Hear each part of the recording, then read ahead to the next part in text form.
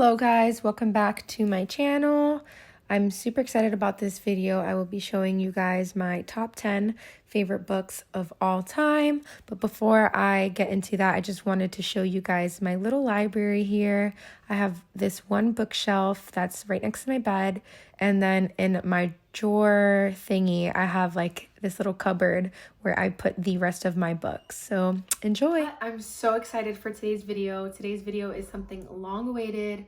I have thought about this since before I even started the channel. I've just been dying to share with the world my passion, my biggest lifelong hobby and pastime, my most favorite, and that is reading. I'm so excited to finally be letting you guys into that, showing you guys my favorites of all time, and just starting a book club with you guys. Today's gonna be the first installment of a book club series. I might be doing this every single month, showing you guys my current reads at the beginning of the month, and then at the end of the month, we'll talk about those reads together. Okay, so I'm gonna be going through this list of my top 10 favorite books in no particular order. The only thing that's like an order is that I'm gonna show you guys my favorite book of all time. Like I have one favorite book that just tops every book. And I'm gonna be showing that to you guys at the end of this video. So if you want to see my favorite book of all time, stick to the end of the video. I'm also super excited to announce that I will be doing my very first giveaway on this channel. So for today's giveaway, I'm going to be giving away one of my favorite books. It's not going to be one of these. I'm going to buy a new one for you guys. Okay, so to enter into this giveaway, all you have to do is subscribe down below to my channel if you have not already. Click the notification bell. Give this video a huge thumbs up. Comment down below the book that you really want to read and add your Instagram username. Then go into my description box, follow my Instagram page. And on my Instagram page, I'm going to be posting about the giveaway. And so all you have to do is share that post to your story with the hashtag Krystal's book giveaway. And that's it. And that's how you enter into this book giveaway. And I will be sending the lucky winner a fresh new copy of the book of their choice. Okay, so without further ado, let's get right into my top 10 favorite books of all time. The first book I'm going to be talking about is the book Slammed by Colleen Hoover. It's actually a series. The first book is Slammed, the second book is called Point of Retreat, and the third book is like more of like a memoriam of the first two books, but it's written in the perspective of the male antagonist. So this book follows the story of a girl named Lakin who, after her dad passes away, has to move out of her hometown. Okay, so this book follows a girl named Lakin who, shortly after her father's death, must move out of her hometown and the house that she grew up in and move into a smaller town. On the day of her arrival, she meets Will Cooper, and her and Will Cooper instantly form a connection, and he introduces her to slammed poetry, which is why the name of the book is called Slammed, and the cover is like a little poetry stage, and they instantly fall in love, but shortly after, they are met with a problem that totally shakes their foundation, totally shakes their relationship. And the whole time that you're reading this book, you are just on the edge of your seat because you have no idea if it's going to work out for them, and you're rooting for them. But it's such a beautiful story. It's such a beautiful love story. And I definitely recommend, if you read this book, you must read the second book, Point of Retreat. But it's so good, guys. Ladies, if you have not gotten into romance novels, let me tell you, it's going to change your life. Romance novels are my favorite leisure read. I mean, I can flip through these pages in no time. Like, I finish a book in one sitting because they're just so good. And especially this one. This one has a very good plot to it. And yeah, I love this book so much. Number 2 on the list is All the Bright Places. So I did a whole book/movie review on this book. I'll leave it right here on the screen for you guys to go check that out after you watch this video. But in that video, I talk all about how this book just wrecks me, it changes my life, takes my life and turns it inside out. And this book follows a girl named Violet Markey and a guy named Theodore Finch, and they both find each other in unlikely circumstances. Violet is on the edge of a building and Finch is trying to get her off. Basically, it follows them as they do a school project together. Finch is trying to get Violet to fall in love with her, but Finch also has a lot of issues that he has to deal with. And it's just a very, very eye-opening book when it comes to mental illness, suicide, and depression. It's an amazing book and I would recommend it to anyone. I mean, it's not for the faint-hearted. You will cry up a storm, and It's deep. It gets deep, but it's one of my favorite books. Jennifer Niven snapped with this book. A big reason why a lot of these books are my favorite books is because of the impact it had on me. And I'm telling you guys, this is like one of the books that has had the biggest impact on my life and has totally changed my perspective. And I can say that I was a different person before reading this book and after reading this book. It really did change my life. It changed my perspective. And I think that this is a very good read because it is a romance novel. It's very cute. It's very like, you know, ooey and gooey, but it's also very real, very raw. And it will give you a better insight and perspective into the life of someone who struggles with mental illness. So yeah, 10 out of 10. I mean, all of these are a 10 out of 10 and I'm gonna recommend all of them, but yeah, that's number 2 on my list. All right, so number 3 on my list is the only book I don't have a physical copy of. I'll probably like insert a picture here, one of these places. But it's by Colleen Hoover as well, and it's called It Ends With Us. And it's just like All the Bright Places in the sense that it opened my eyes to a controversial topic and totally just changed my perspective on it. It Ends With Us follows the story of Lily, who just moved out of her small town in Maine and started up her own business, moved out on her own in Boston, and she meets a guy named Ryo, who is a neurosurgeon, and they instantly hit it off. It's an instant connection, but Ryo has like this weird no dating rule, but he tells Lily that she's the exception of his no dating rule, and they fall in love. And he has like this beautiful, sensitive, passionate side of him, but he also has like this stern and sometimes arrogant side of him as well. And so Lily, who's falling in love with Ryo, is wondering, is this guy really the one for me? And if you read like the synopsis, I think it says something about, do you follow love when it comes at an ultimate price? And I'm not going to spoil the book because when I first read it, I had no idea, you know, what was going to happen. And I think that's the beauty of the book. I think the author set it up that way. Like in her synopsis, it's nothing about like the actual root issue of the book, but it allows you to read it without that bias of like knowing beforehand, so that when you are in it, it's like you're literally in the story and you are literally Lily. And it's just, it changed my life and it wrecked me. It's a beautiful read and it's totally changed my life and my perspective on certain things that I thought I had a good opinion about, but after you read this book, it'll totally change that in your life. So coming in number 4 is my last book in my fiction romance novels, guys. This next book is called Hush Hush. I'm sorry, I don't know where I put my little cover for it, but this is Hush Hush by Becca Fitzpatrick. And this is the first book in a series of 4 books. So this book follows a girl named Nora who is in high school, and she meets this guy named Patch. Now, Patch is super mysterious. He's like, you know, like Edward Cullen when he first walks into Twilight. That's Patch. He's super mysterious, and he's new to the school, but she can tell that he has like no care in the world about going to school and getting school done. He's just there because he has to be there, or so she thinks, and they get paired up to do a school project together.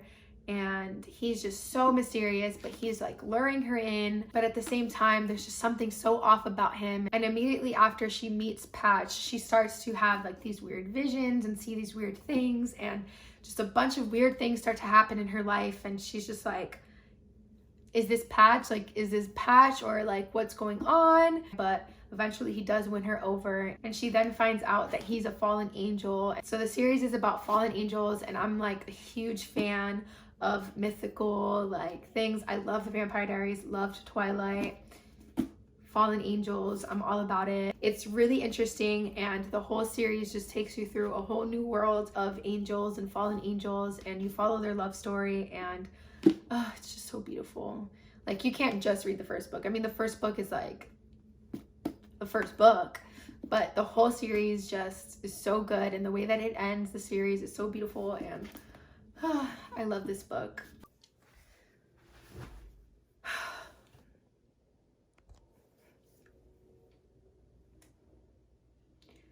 Guys, the whole last half of this video did not record.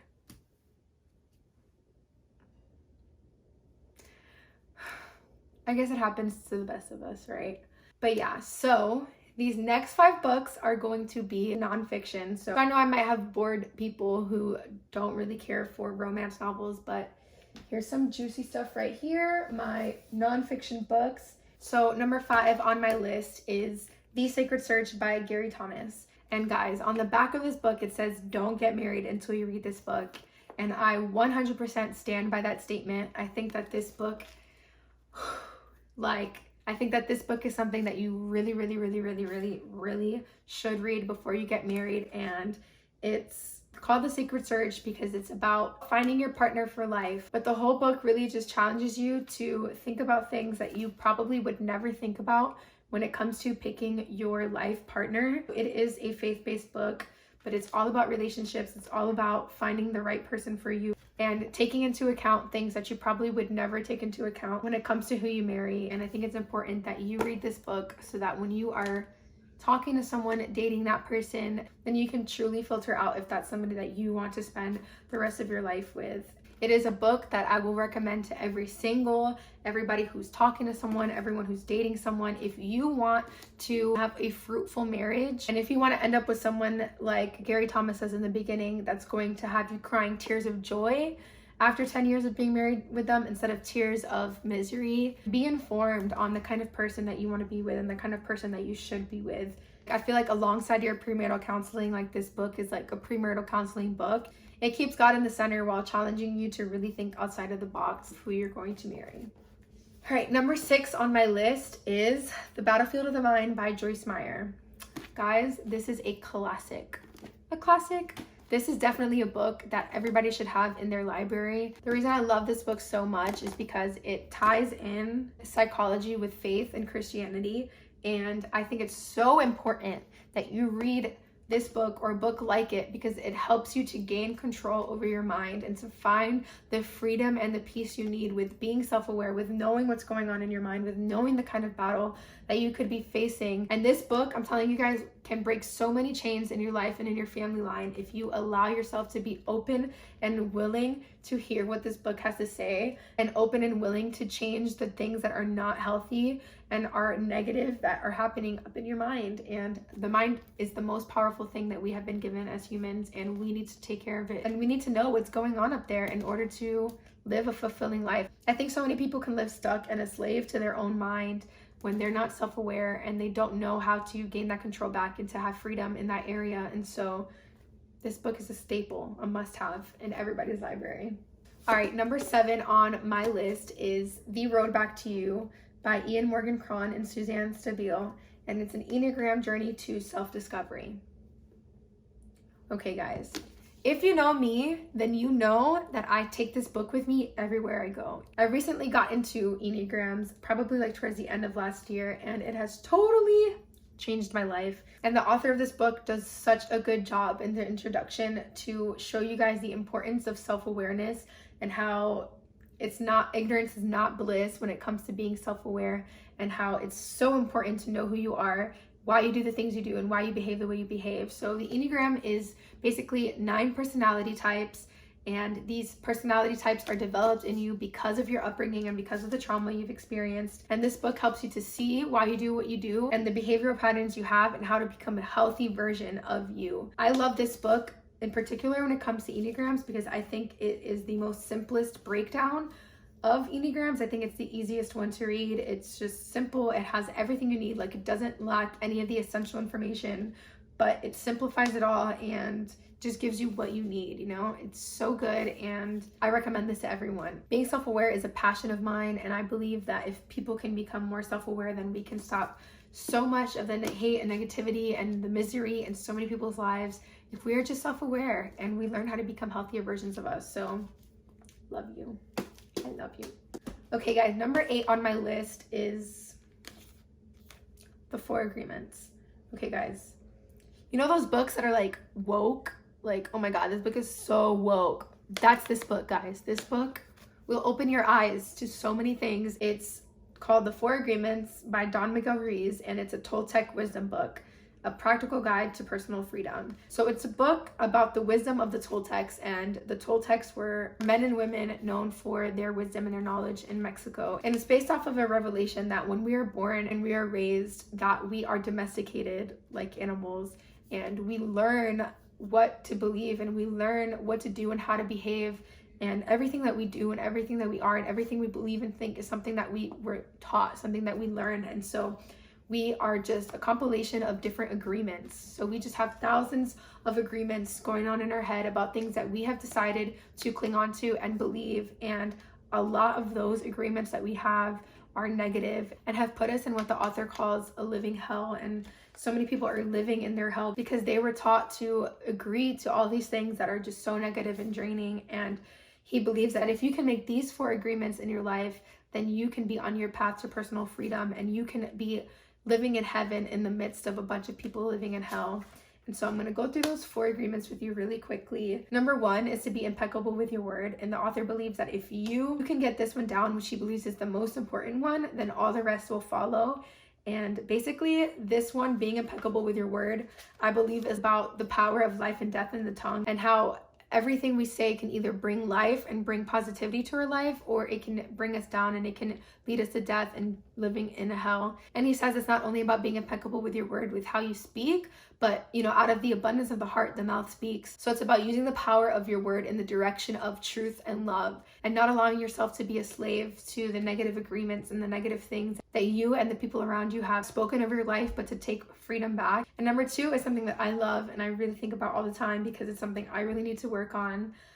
And it's don't take anything personally. Number 3 is don't make assumptions. And number 4 is always do your best. Now, number 9 on my list of my favorites is when people are big and God is small. And I debated on whether or not I should add this to my list because this is the only book on my list that I didn't read all the way. I was almost done with it, but I didn't finish it. And so obviously I didn't want to add a book that I didn't finish because how can I have a favorite book that I didn't finish? But guys, I was just looking through my whole library and I was like, I can't think of another book that affected me as much as When People Are Big and God Is Small, because this book really, guys, changed so much of my perspective and gave me so much freedom from the fear of man and showed me that I was making men so much bigger in my life than I was making God, and I was minimizing the impact of God in my life. And I think when you learn to make God big and make people smaller than God, and you can overcome that codependency and that fear of man, then it'll totally change your life. Like, this book will change your life, and it's biblical, it's practical. 100% recommend this book. It's full of nuggets and it will totally change your life. Okay guys, the moment is finally here. The moment we've all been waiting for. Drum roll, please. My favorite book of all time, Redeeming Love by Francine Rivers. Obviously don't know where I put my covers on my books, but guys, I can't take too long talking about this because I'll cry. Like, it's that serious. But guys, this is my favorite book of all time. I know for a fact that no other book I ever will read will ever top this book because it's just so beautiful and it just means so much to me. And I've bought a copy for every single one of my friends. All of my best friends, I've either bought a copy for them or like I forced them to read my copy of it. I love this book. It's a fiction book, but it's based off of the story in the Bible of Hosea. And Hosea in the Bible is a prophet that the Lord tells to marry a prostitute.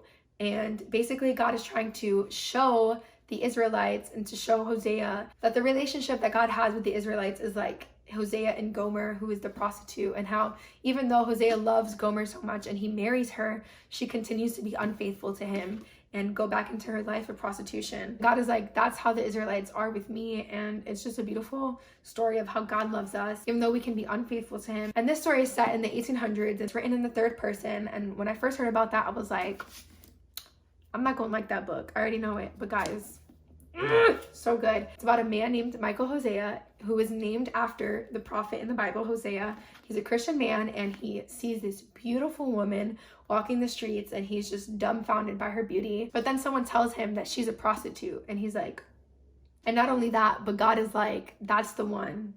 And he's like, a prostitute? He's like, you must have me messed up. Like, how I waited, I think he's like 32 or like he's in like his early 30s.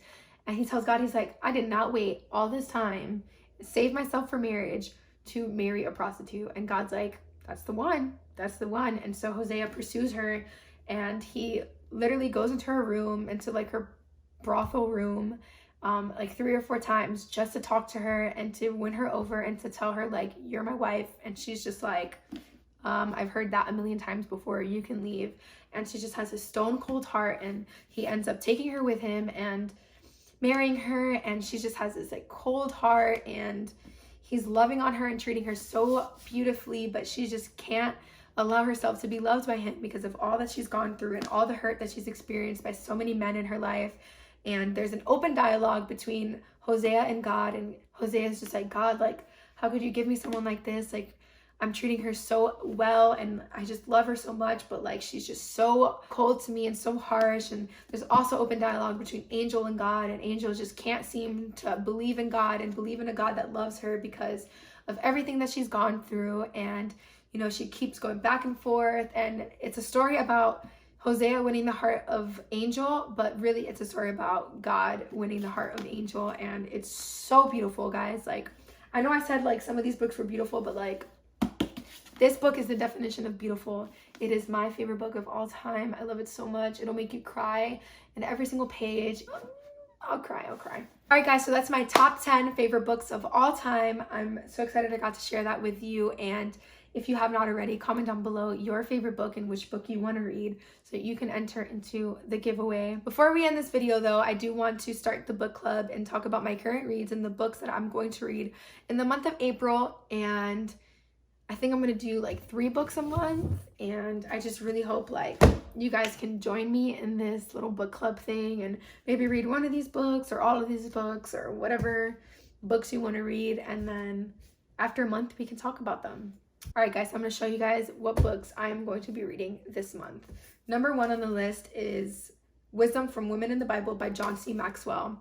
This book was recommended to me by my best friend Shelby, and I'm really excited to read this book because I love women, and I'm really excited to see what I can learn from the women in the Bible. So yeah, I'm super excited because women. All right, number 2 on the list is Weird by Craig Rochelle. Actually, already started reading this book. This book was recommended to me by my therapist, so shout out to my therapist. Jareen, I love you. I don't know if you're ever gonna watch this video, but I love you, Jareen. She is a bookie. She is my goals when it comes to reading. Like, she just has read every single book on the market. And she always recommends new books to me, and I'm really excited to read this book. It's basically about not being normal in like 5 aspects of your life if you want to live an extraordinary life. And sometimes you just got to do things not normally if you want to see the best results. So it's 5 parts about 5 different things. Part 1 is time, part 2 is money, part 3 is relationships, part 4 is sex, and part 5 is values. And so he goes through those 5 things in your life and how to be weird in them and how to switch things up in order to see the best results in your life. And so I'm really excited about this book because I feel like it's one of many that I'm going to read before I get married and move out, because I want to just be as informed as I can about finances, relationships, sex, all that jazz. And so yeah, I'm really excited about this one. And my last book for my reads of April is going to be this book called The Complete Enneagram, 27 Paths to Greater Self-Knowledge by Beatrice Chestnut. And my boyfriend actually bought this for me for our anniversary. So I'm really excited about this one as well. And I just really want to become really informed about the Enneagram and about myself and about the people around me. And I do want to make a video about the Enneagram on this channel. And so I just want to be as informed as possible. So I'm super excited to read this. So yeah, these are the 3 books that I will be reading in the month of April. If you guys want to join me, let me know in the comments down below which book you're going to be reading this month, and I can't wait to read them, let you guys know what I think, see what you guys thought about them. Thank you guys so much for watching this video. I love every single one of you so much. Please subscribe down below if you haven't already. Give this video a huge thumbs up. Share this video with someone you know might like it, and I will see you next time. Bye, everybody.